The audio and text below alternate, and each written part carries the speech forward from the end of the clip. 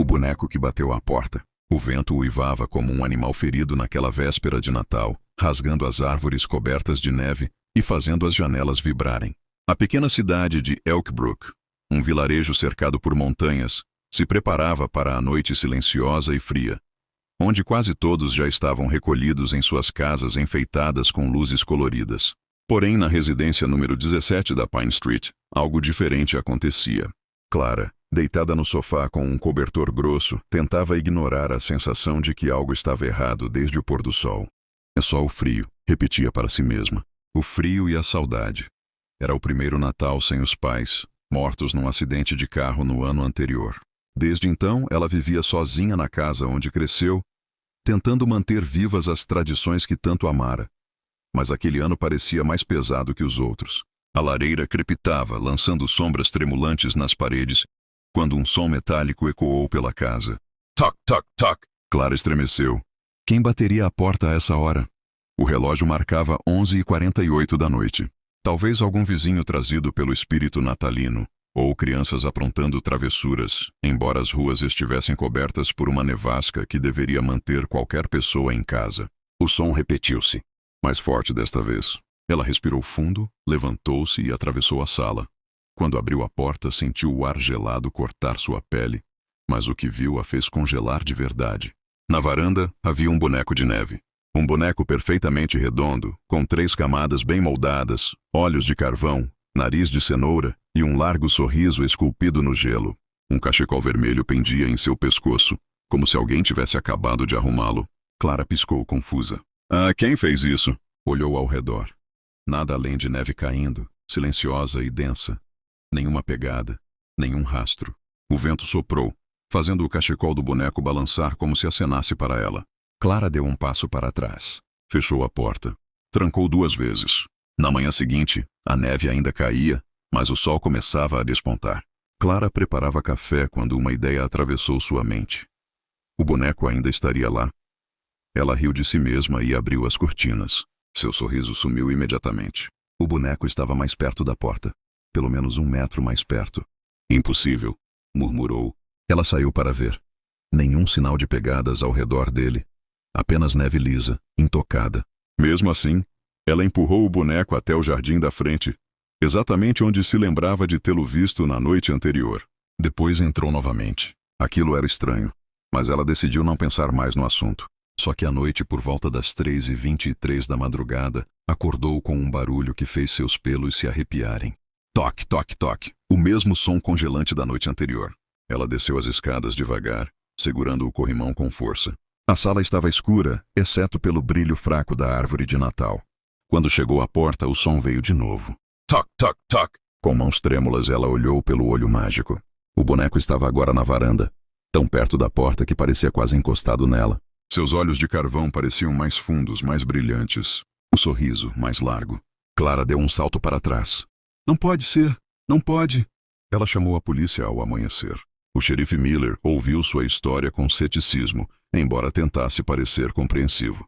Provavelmente jovens brincando. Fazem isso todo ano, ele disse.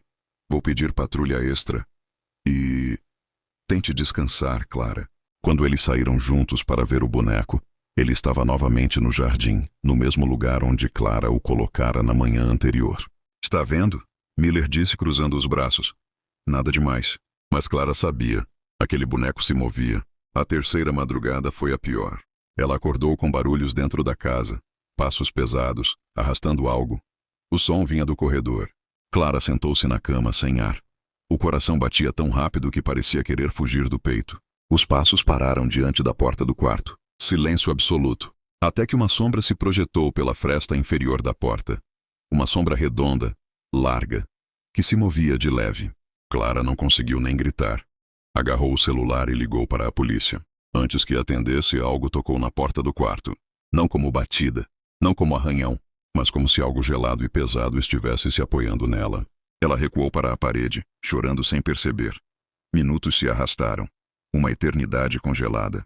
Quando finalmente a polícia chegou, encontrou a casa toda aberta. Clara estava encolhida no canto do quarto, em choque. E o boneco? Lá fora, no jardim, imóvel. Mas havia marcas de gelo pelo chão da sala até a porta do quarto, como se algo grande tivesse derretido lentamente enquanto avançava. Depois daquela noite, o xerife ordenou que Clara fosse para a casa de sua irmã, Emma, do outro lado da cidade. Emma insistiu que ficaria tudo bem. Na primeira noite ali, nenhuma batida. Clara tentou respirar aliviada. Porém, na segunda madrugada... Toc, toc, toc! Quando Emma abriu a porta, irritada, sua expressão mudou para puro horror. O boneco estava ali, na frente da casa. Seu sorriso agora tinha dentes. Dentes feitos de pequenos pedaços de gelo pontiagudo. A cenoura havia caído, substituída por um buraco escuro, como se alguém tivesse arrancado o nariz. Meu Deus! Emma sussurrou. Isso não é normal.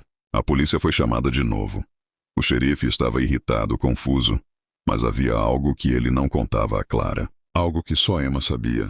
Naquela mesma noite, Emma sentou-se ao lado da irmã. Clara. Sua voz era fraca.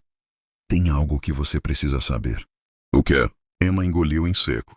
Aquele boneco, ele não apareceu lá por acaso. Ele tem a ver com o que aconteceu no Natal passado. Clara sentiu o sangue gelar. O acidente? Emma balançou a cabeça. Não foi um acidente. Não totalmente. Alguém colocou armadilhas de gelo na estrada. Pregos congelados. Alguém te perseguiu naquele dia. E aquele alguém morreu antes que a polícia o encontrasse. Como assim morreu? Emma sussurrou. Ele morreu congelado tentando chegar até você. E naquela mesma noite, alguém modelou um boneco de neve onde o corpo dele foi encontrado. Clara tapou a boca, sufocada. Não, isso é loucura. A polícia a acobertou. Seus pais nunca souberam. Eu só descobri porque encontrei o relatório original. E uma foto. Ela entregou à irmã. Na foto, um boneco de neve tosco, com olhos fundos e um sorriso torto. Ao redor dele, traços vermelhos na neve. Como sangue, como se algo tivesse sido absorvido por ele. Ele não deveria conseguir te achar, Emma disse chorando. Mas encontrou. Na madrugada seguinte, a neve ficou mais espessa. O vento soprava como um lamento. Clara e Emma dormiam na sala, temendo ficar longe uma da outra. Até que ouviram o som. Toc, toc, toc. Mas dessa vez, não vinha da porta. Vinha da janela. As luzes piscaram. Um ruído de gelo se arrastando pelo chão ecoou na varanda. Emma tomou coragem, puxou a cortina e gritou. O boneco estava colado ao vidro, pressionando o rosto contra ele. A camada externa havia derretido, revelando algo por baixo. Carne escurecida pelo frio. Olhos humanos congelados dentro das órbitas de gelo. E ao se mover, o rosto dele mudava. O sorriso esticou-se mais. Muito mais. Abrindo rachaduras no gelo como se fossem feridas. A janela, frágil pelo frio, estalou. 1, 2, 3 vezes. Depois explodiu. O boneco caiu para dentro, pedaços de gelo se espalhando pelo chão. Mas ele se recompôs, levantando-se lentamente, como se os fragmentos fossem atraídos para ele novamente. Formava braços, pernas, torso. Sempre um pouco mais humano, um pouco mais deformado. Clara e Emma correram escada acima, mas o boneco levantou um braço e... Crack! O som seco ecoou pela casa quando ele quebrou a perna de Emma com um golpe. Ela caiu no chão, gritando. Clara tentou arrastá-la, mas o boneco avançava, pesado. Cada passo deixando manchas de gelo escuro no piso. Subiram como puderam, cambaleando, até o quarto. Clara tentou empurrar a cômoda contra a porta, mas o boneco golpeou do outro lado com força monstruosa. A madeira se partiu em lascas. Emma, suando de dor, segurou a mão da irmã. Ele sempre vai achar você. Por quê? Clara soluçava. O que ele quer? A porta se partiu. O boneco entrou. Seu corpo agora era uma mistura de neve, carne congelada, roupas esfarrapadas, e algo pulsava dentro dele, como um coração preso no gelo. Ele avançou para Clara, mas parou. Ficou a apenas alguns centímetros dela. Inclinado, cheirando, reconhecendo. Então? Apontou para Emma. Clara entendeu. Não. Ela não tem nada a ver com isso. O boneco sacudiu a cabeça lentamente e encostou a mão de gelo no peito de Clara. Um toque suave, quase carinhoso. Depois virou-se para Emma, a mandíbula se abrindo, expondo dentes de gelo. Clara pulou sobre ele desesperada, mas foi lançada contra a parede. O boneco se inclinou para Emma, pronto para atacar. Um som alto ecoou. O xerife Miller apareceu na porta com a arma ainda fumegando. Ele atirou de novo e de novo, quebrando partes do boneco. Clara correu para puxar Emma para longe. O boneco caiu no chão, se despedaçando. A sala ficou em silêncio. Clara tremia sem acreditar. Acabou? Perguntou com a voz quase inaudível. O xerife respirou pesado. Não, Clara, algo assim. Não acaba. Ela olhou para os fragmentos espalhados. Mas eles estavam derretendo rápido demais. Como se algo invisível estivesse sendo liberado. Como se aquilo fosse apenas um invólucro. De repente, o chão tremeu levemente. O xerife arregalou os olhos. Saiam daqui, agora! Mas era tarde. Do centro dos pedaços derretidos, uma mão escura, humana, roxa pelo congelamento, emergiu. Depois outra. Depois um rosto deformado, horrível, com carne congelada rachada. Um homem morto, renascido, arrastando-se para fora como um recém-nascido feito de neve e cadáver. Era o corpo do perseguidor. Ele se ergueu, cambaleante, com os olhos fixos em Clara. Olhos que guardavam um ódio antigo, uma obsessão doentia. O boneco de neve nunca foi o monstro. Ele era só o casulo. O verdadeiro horror estava apenas começando. Clara gritou, e tudo ficou branco. 5 meses depois, a primavera chegou, derretendo toda a neve de Elkbrook. A cidade tentava esquecer os eventos do Natal, embora ninguém falasse abertamente sobre isso. As casas foram reparadas, as ruas limpas. Mas, na casa número 17 da Pine Street, onde Clara morava antes, um vizinho notou algo incomum, bem no meio do jardim. Um casaco vermelho infantil, cuidadosamente dobrado sobre a grama. E ao lado dele, 3 pequenos montes de neve intocados, em pleno mês de abril, como se estivessem esperando. O coral das crianças silenciosas. Naquela cidade, o Natal nunca começava com luzes, presentes ou risadas. Começava com vozes. Todos os anos, sem falhar uma única vez, na noite da véspera de Natal, exatamente às 22 horas, as crianças de Santa Esperança se reuniam na escadaria da antiga igreja de pedra para cantar. Não havia instrumentos, nem microfones, nem maestro visível. Apenas fileiras perfeitamente alinhadas de crianças imóveis. Mãos coladas ao corpo, olhos abertos demais, bocas se abrindo e fechando em sincronia absoluta. E cantavam. Os moradores diziam que aquele coral era a alma do Natal. Que enquanto as crianças cantassem, a cidade estaria protegida. Protegida do quê? Ninguém jamais soube responder com clareza.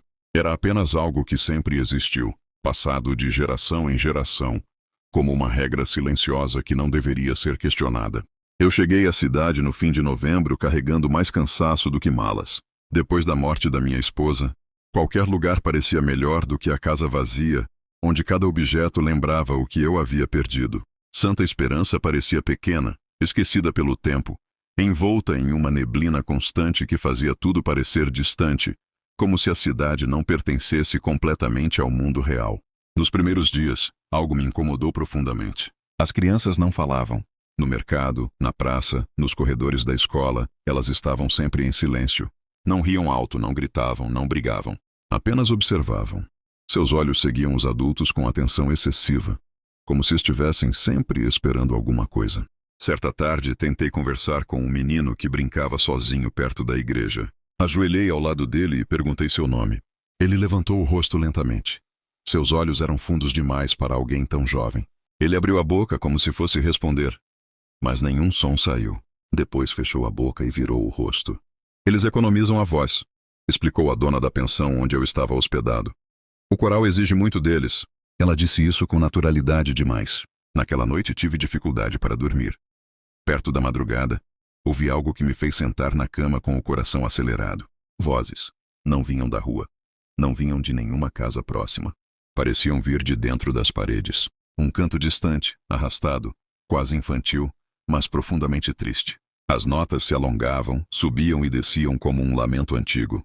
Tapei os ouvidos, mas o som continuou, vibrando dentro da minha cabeça, como se não dependesse do ar para existir. No dia seguinte, tentei perguntar aos moradores se haviam ouvido o mesmo som. As respostas foram sempre evasivas, olhares desviados, silêncios desconfortáveis. É o vento, diziam. A igreja faz barulho à noite. Você se acostuma, mas eu não me acostumei. 3 dias antes do Natal, algo mudou. As crianças começaram a desaparecer. No início, foi quase imperceptível. Um aluno faltando à escola. 2, 5. A professora dizia que estavam doentes. Os pais diziam que estavam descansando para o coral. Era sempre a mesma justificativa. Até que não havia mais nenhuma criança nas ruas. A praça ficou vazia. Os balanços parados. O silêncio absoluto. Na manhã do dia 24 de dezembro, a cidade acordou coberta por uma neblina tão espessa que mal se via o outro lado da rua.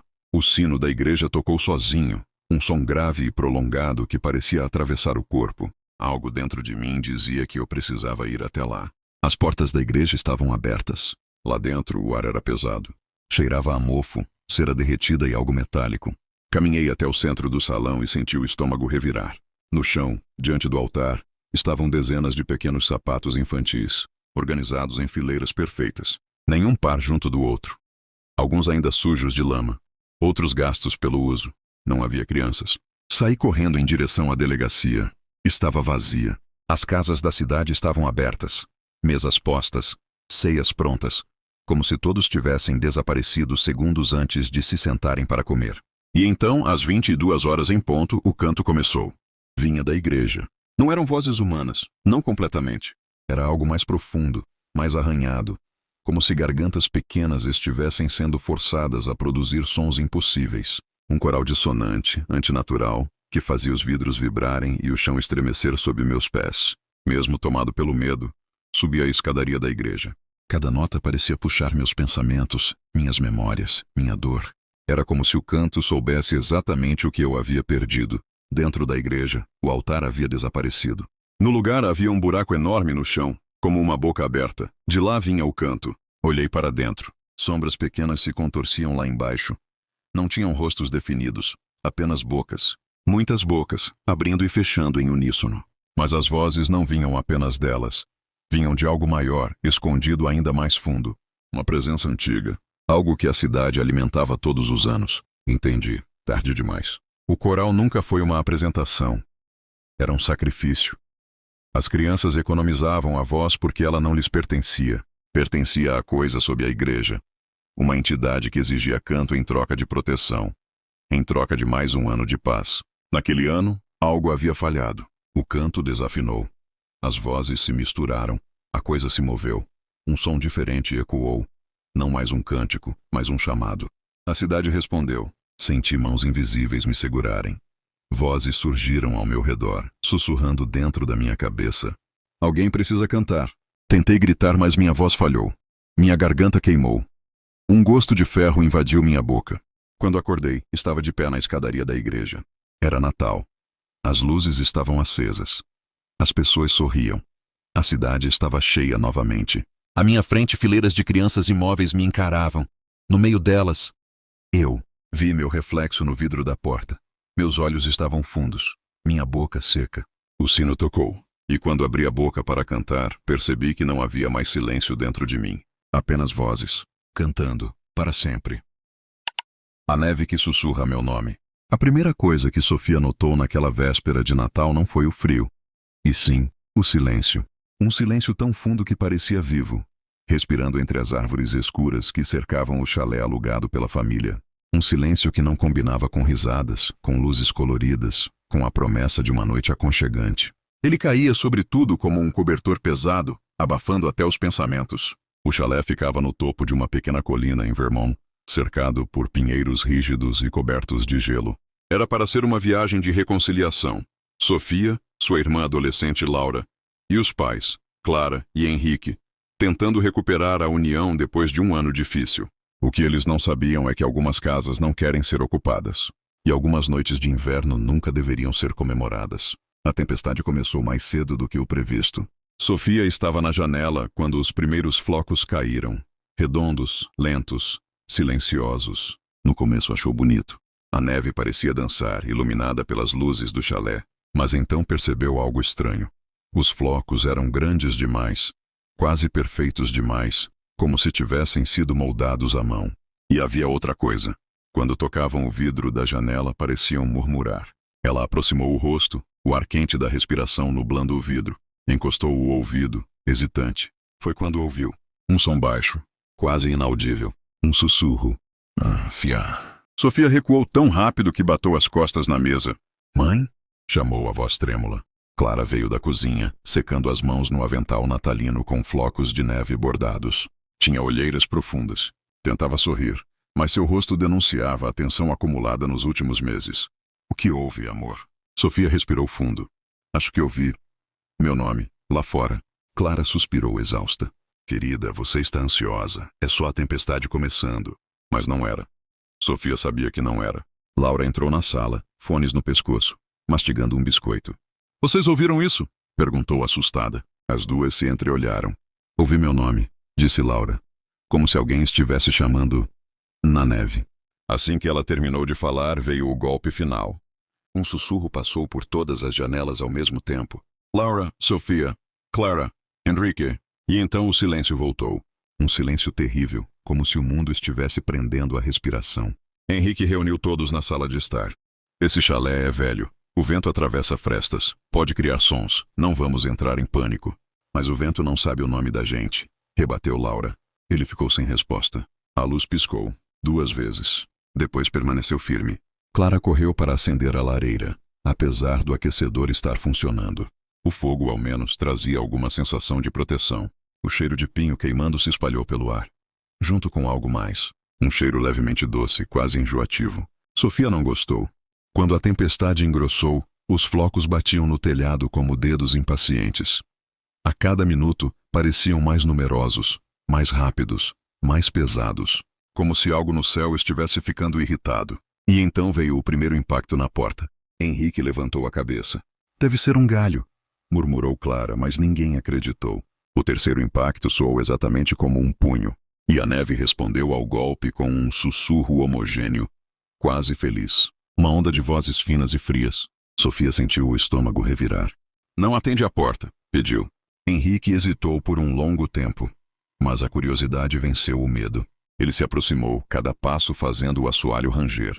Quando colocou a mão na maçaneta, o sussurro parou. De repente, como se estivesse ouvindo.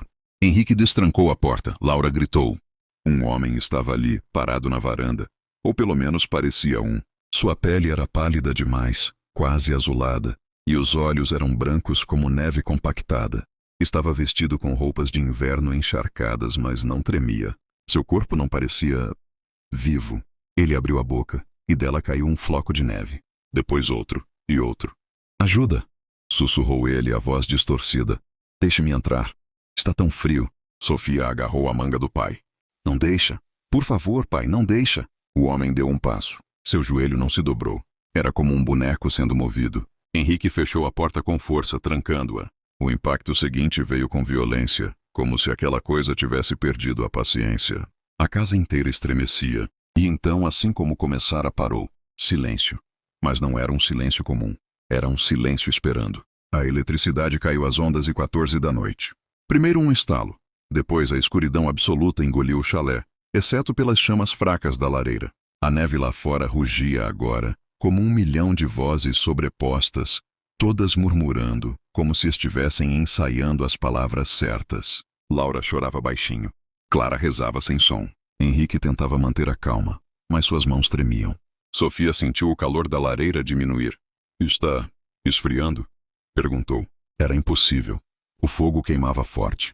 Mesmo assim, a sala parecia perder calor como água escapando por uma rachadura. Enquanto observava, hipnotizada, viu o fogo da lareira tremer, depois encolher, depois apagar, como se algo tivesse sugado as chamas. O cheiro que tomou o ar era de gelo. Foi então que alguém chamou por ela, do lado de dentro da casa. Sofia. A voz veio do corredor. Sofia girou, o coração martelando, mas ninguém estava ali. Laura. Sussurrou outra voz, agora vinda da cozinha. A irmã agarrou-a pelo braço em pânico.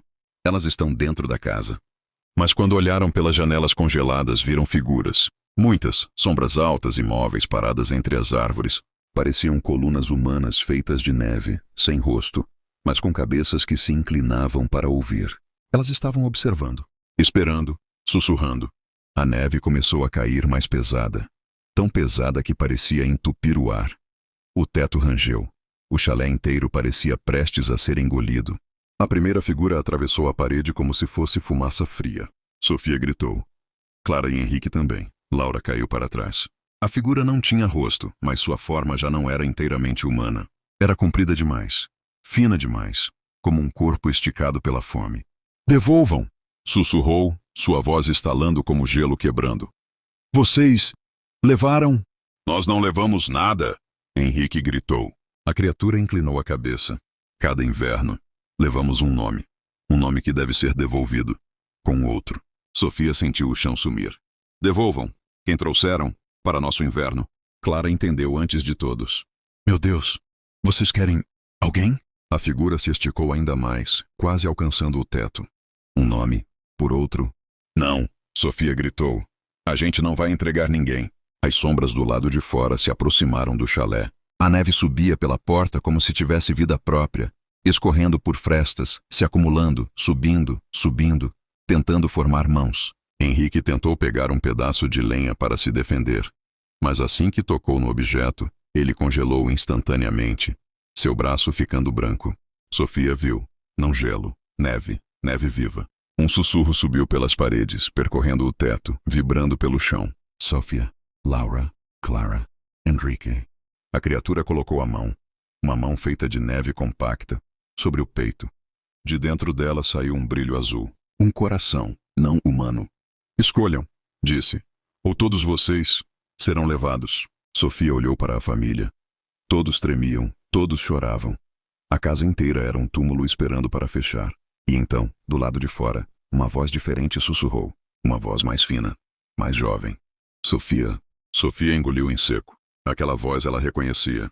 Era a voz de seu irmão mais novo, Miguel, morto há 2 anos. Clara desabou no chão, soluçando. Não, não. A criatura sorriu, embora seu rosto não tivesse forma. Nosso inverno. Nunca esquece. Sofia sentiu uma raiva profunda brotar dentro de si. Um fio quente no frio absoluto. Vocês pegaram ele. Ele veio quando o chamamos. Sussurrou a criatura. Agora, chamamos vocês. As sombras avançaram. As janelas estouraram para dentro com a força da tempestade. O chalé se encheu de neve viva, subindo pelas paredes, cobrindo os móveis, engolindo o tapete. Henrique puxou as filhas e a esposa para o corredor tentando correr. Mas o corredor parecia mais longo. Muito mais longo. Como se a casa estivesse se esticando. A criatura apareceu na frente deles. Um nome, repetiu. Apenas um. A neve se acumulou atrás, bloqueando o retorno. Não havia saída. Sofia fechou os olhos. Quando ela abriu, estava sozinha na sala. A lareira acesa. A luz elétrica restaurada. Nenhum sinal da tempestade. A família, sumida. O relógio marcava 00:01. Exatamente o momento em que o Natal começava. Sofia caminhou até a porta, cada passo mais pesado do que o anterior. Abriu-a lentamente. A tempestade tinha parado. A neve brilhava sob a lua. E ali, bem em frente à casa, 3 figuras feitas de neve aguardavam. 3, não 4. Laura, Clara, Henrique. Eles tinham a forma deles. Altos, imóveis, com rostos esculpidos no gelo. Olhos fechados, como se dormissem. Um vento soprou, e a neve ao redor sussurrou, cantou, celebrou. Sofia caiu de joelhos soluçando, até ouvir atrás de si a porta se fechar. E uma voz doce e infantil, tão familiar quanto dolorosa, sussurrou ao seu ouvido. Agora é sua vez, mana. A neve começou a cair de novo. Pesada, viva, chamada pelo nome dela. E Sofia, presa na casa, finalmente entendeu. O inverno sempre cobra, sempre volta, sempre sussurra. E naquela noite de Natal a neve sussurrava apenas uma coisa. Sofia, Sofia, Sofia. E ela sabia que não veria o amanhecer. A passageira fantasma do último Natal. A neve começara a cair mais cedo naquele 24 de dezembro. Não era uma nevasca violenta, ainda não. Mas flocos espessos e silenciosos cobriam o asfalto como um véu funerário. As luzes natalinas penduradas nos postes da estrada piscavam em tons quentes e falsamente acolhedores, contrastando com o frio que parecia atravessar os ossos. Miguel ajustou o aquecedor do carro e respirou fundo. Era sua última corrida da noite. Prometera a si mesmo que, após aquela viagem, desligaria o aplicativo e voltaria para o pequeno apartamento vazio, onde uma ceia solitária o aguardava. Comida congelada, uma garrafa de vinho barato e o silêncio. Desde o divórcio, os natais tinham perdido o sentido. O aplicativo apitou. Nova solicitação. Local: Estrada Velha de Snow Hill. Destino: múltiplas paradas. Miguel franziu a testa. Aquela região ficava longe do centro, quase deserta no inverno. Hesitou por alguns segundos, mas aceitou. Precisava do dinheiro. Quando chegou ao ponto marcado, viu-a. Ela estava parada à beira da estrada, sob um poste de luz fraca. Usava um casaco longo, elegante, de tom escuro e luvas pretas. O cabelo castanho estava preso de maneira impecável, como se tivesse acabado de sair de um evento formal. nenhum gorro, nenhum cachecol. O estranho era que ela não parecia sentir frio. Miguel destravou as portas. Ela entrou no banco de trás com um movimento suave, quase flutuante. Boa noite, disse ela com uma voz baixa, educada demais para aquele horário. Feliz Natal. Feliz Natal, respondeu Miguel, observando pelo retrovisor. Os olhos dela eram claros, muito claros. Refletiam a luz como gelo. O aplicativo indicou o primeiro destino. Podemos ir, disse ela. Preciso me despedir de alguns lugares esta noite. Miguel assentiu e deu partida. O silêncio se estendeu por vários minutos, quebrado apenas pelo som dos pneus esmagando a neve. Vai visitar a família? Ele perguntou mais por educação do que curiosidade. Ela demorou a responder. De certa forma, disse, pessoas que fizeram parte da minha vida. O primeiro endereço ficava a cerca de 20 minutos dali. Um trecho isolado da estrada, cercado por pinheiros altos e escuros. Quando Miguel estacionou, estranhou. Não havia casas, nem comércio. Apenas uma curva fechada, um guardrail torto e uma cruz de madeira fincada na neve, quase coberta. É aqui? Perguntou. Sim. Ela respondeu, olhando fixamente para fora. Esperei muito tempo para voltar. Ela abriu a porta e desceu. Miguel observou pelo retrovisor enquanto ela caminhava até a cruz.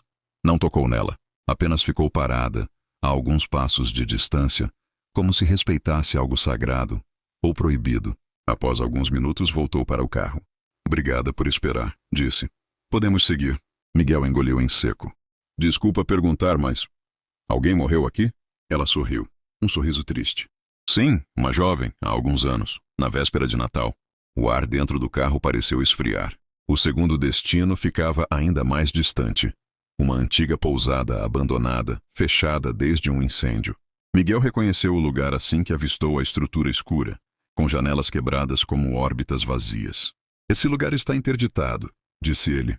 Não tem ninguém morando aqui. Eu sei, respondeu ela. Mesmo assim, preciso descer. Desta vez, Miguel sentiu um arrepio verdadeiro. Ela caminhou até a entrada da pousada e parou diante da porta carbonizada. Seus ombros tremiam levemente. Miguel teve a estranha impressão de que ela chorava, mas não havia som algum.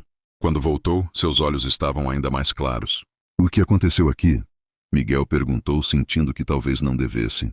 Um incêndio, ela disse. Durante uma festa de Natal. As saídas estavam bloqueadas. Miguel ligou o rádio, tentando afastar a sensação opressiva. Um coral natalino cantava Silent Night. Ele desligou imediatamente. Falta só mais um lugar, disse ela. O último endereço fez o estômago de Miguel se revirar. Era uma ponte. Uma ponte antiga, estreita sobre um rio congelado. Você tem certeza? Ele perguntou. Não é seguro parar ali. É o mais importante, respondeu ela. Miguel estacionou no acostamento com o pisca-alerta ligado. A mulher desceu do carro lentamente. Desta vez, Miguel decidiu segui-la com o olhar. E percebeu algo impossível. Os pés dela não deixavam marcas na neve. O coração dele disparou. Ela parou no meio da ponte, olhando para baixo, para o gelo rachado. Quando voltou, algo havia mudado. Obrigada, disse ela. Agora posso ir. Ir para onde? Miguel perguntou, com a voz falha. Ela inclinou a cabeça. Para casa. Antes que ele pudesse responder, ela abriu a porta. Espere, disse Miguel. Qual é o seu nome? Ela olhou para ele pelo retrovisor, pela última vez. Você já passou por ele, disse. Está registrado em todos esses lugares. Ela fechou a porta. Miguel piscou. O banco estava vazio. O aplicativo apitou. Corrida finalizada. Miguel ficou imóvel, sentindo o coração bater nos ouvidos. Olhou para o banco de trás. Nenhum sinal dela. Nenhuma marca de umidade, nenhum perfume, nada. Respirou fundo, tentando se convencer de que o cansaço estava pregando peças. Quando chegou em casa, largou as chaves sobre a mesa e ligou a televisão, buscando qualquer distração. O noticiário local estava no ar. Nesta véspera de Natal, relembramos uma série de crimes que chocaram Snow Hill nos últimos anos. Miguel congelou. Imagens começaram a aparecer na tela. A curva da estrada. A pousada incendiada. A ponte sobre o rio congelado. Todas as vítimas eram jovens mulheres. O caso nunca foi solucionado. Miguel sentiu um nó no estômago. Uma última vítima foi vista entrando em um carro de aplicativo, dirigido por um homem que nunca foi identificado. A foto apareceu. Uma mulher de casaco escuro, cabelos presos, olhos claros. Era ela. Miguel recuou, derrubando a cadeira. Na parte inferior da tela, uma legenda. Vítima número 7, desaparecida na noite de Natal. O celular de Miguel vibrou. Uma notificação do aplicativo. Avaliação recebida. Comentário do passageiro. Obrigada pela carona. Finalmente consegui me despedir. Miguel deixou o celular cair. Do lado de fora, a neve continuava a cair. E, em algum lugar da estrada, um novo pedido de corrida foi registrado. Na noite de Natal, sempre há alguém esperando para voltar. A casa que só abre no Natal. Diziam que era coincidência. Outros juravam que era defeito elétrico. Mas quem morava há tempo suficiente no bairro do Alto do Pinheiro sabia. Aquela casa só acendia as luzes uma vez por ano. Sempre na noite de Natal. A casa ficava no fim de uma rua curta e mal iluminada, onde os postes piscavam mesmo após manutenção recente. Era uma construção antiga, de 2 andares, com varanda de ferro enferrujado e janelas altas, sempre fechadas. Nenhuma placa de venda, nenhum aviso de abandono. Apenas silêncio. Durante todo o ano, a casa permanecia mergulhada na escuridão. Sem sinais de vida, sem barulho, sem visitas. Nem mesmo invasores. Curiosamente, ninguém nunca conseguiu entrar à força. Portas emperradas, janelas que não cediam. Como se a casa escolhesse quando podia ser tocada. Mas na noite de Natal, as luzes se acendiam. Não piscavam, não falhavam. Acendiam firmes, quentes, quase convidativas. E então, alguém sempre entrava. Eu me mudei para o bairro há 3 anos buscando silêncio. Trabalhava como editor de vídeos e precisava de noites tranquilas. O corretor mencionou a casa no fim da rua apenas como antiga e vazia. Está assim há décadas, disse. Dizem que os antigos donos se mudaram às pressas. Ele não disse quando, nem porquê. No meu primeiro Natal ali, achei que fosse imaginação. Estava editando um vídeo quando, por acaso, olhei pela janela. Eram exatamente 11h47 da noite. A rua estava coberta por uma névoa baixa, comum naquela época do ano. E lá, no fim da rua, a casa estava acesa. Todas as janelas, o andar de baixo e o de cima. Uma luz amarelada, viva, pulsante. Meu primeiro pensamento foi simples. Alguém finalmente comprou aquela casa. Mas não havia carros, nem vozes, nem música de Natal. Apenas luz. No dia seguinte, comentei com a vizinha da casa ao lado, Dona Celeste. Uma senhora de olhar sempre cansado. Quando mencionei a casa, o rosto dela mudou. Você viu, não viu? Perguntou. Viu o quê? Ela segurou meu braço com força inesperada. As luzes. Não fale disso com mais ninguém. E nunca, nunca vá lá. Por quê? Ela soltou meu braço devagar. Porque quem entra, volta diferente. Se voltar. Passei o ano seguinte tentando ignorar aquilo, mas quanto mais eu fingia normalidade, mais histórias surgiam. Um entregador que entrou na casa em um Natal e foi encontrado dias depois, andando nu pela rodovia, repetindo nomes que não existiam. Uma adolescente que entrou para gravar um vídeo e nunca mais postou nada. Mas o perfil dela continuava ativo, curtindo fotos antigas sempre no dia 25 de dezembro. Um homem que jurava ter passado apenas 5 minutos lá dentro, mas saiu com documentos datados de 10 anos atrás no bolso do casaco. Todos esses relatos tinham algo em comum. Ninguém se lembrava exatamente do que aconteceu dentro da casa. As memórias vinham quebradas, como sonhos mal lembrados, ou como lembranças que não pertenciam a eles. No meu terceiro Natal no bairro, algo mudou. Às 10h13 da noite recebi uma notificação no celular. Um e-mail sem remetente. Assunto: ela está aberta. O corpo da mensagem tinha apenas uma frase. Você sempre olha, agora é sua vez de entrar. O horário coincidia com o momento em que as luzes da casa se acenderam novamente. Meu coração disparou. Apaguei o e-mail, desliguei o computador. Mas então ouvi algo que nunca tinha ouvido antes. Passos, vindos da rua. Olhei pela janela e vi pessoas caminhando lentamente em direção à casa. Algumas eu reconhecia, outras não. Nenhuma parecia totalmente presente, como se estivessem sonhando acordadas. E então, algo impossível aconteceu. A porta da casa se abriu sozinha. Não sei dizer por que desci. Não sei dizer por que atravessei a rua. Talvez curiosidade. Talvez algo mais antigo. Algo que já me chamava antes mesmo de eu nascer. Ao pisar no jardim da casa, senti o ar mudar. Não fazia frio ali. O Natal parecia suspenso, como se o tempo tivesse esquecido aquele lugar. Assim que atravessei a porta, ela se fechou atrás de mim com um estalo seco. O interior não estava empoeirado. Não estava velho. Era decorado. Uma árvore de Natal enorme ocupava a sala, enfeitada com bolas antigas, algumas rachadas. Embaixo dela, presentes embrulhados em papéis amarelados, com nomes escritos à mão. Alguns nomes estavam riscados. Outros, não. Reconheci um deles. Era o meu. As paredes começaram a sussurrar. Não palavras claras, mas memórias. Vi cenas que não eram minhas. Natal após Natal. Famílias entrando naquela casa. Promessas feitas. Pedidos desesperados. Descobri então o que a casa era. Ela não era assombrada. Ela era faminta. Décadas atrás, uma família que morava ali fez um ritual na noite de Natal. Queriam manter a casa, a tradição, a união, custasse o que custasse. O ritual funcionou, mas não como esperavam. A casa passou a exigir presenças. Todos os anos. Sempre no Natal. Não precisava matar todos. Precisava marcar. Alguns voltavam, mas deixavam partes de si para trás. Abri o presente com meu nome. Dentro havia um objeto simples, uma chave antiga. E uma mensagem. Você pode ir embora, mas alguém ficará no seu lugar. As luzes começaram a piscar. Ouvi gritos vindos de outros cômodos. Entendi, então, por que alguns voltavam diferentes. Eles haviam escolhido. Escolheram sair e deixar outro preso. A casa não precisava de muitos. Só precisava que o ciclo continuasse. Não sei quanto tempo fiquei lá dentro. Quando acordei, estava na minha cama. Era dia 26 de dezembro. A rua estava silenciosa. A casa novamente escura. Achei que tudo tinha sido um pesadelo. Até olhar no espelho. Meus olhos refletiam luz amarela.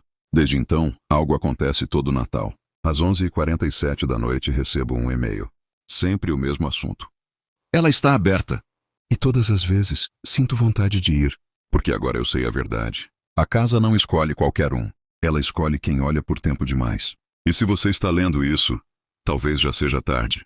Porque nesta noite de Natal, as luzes acabaram de acender.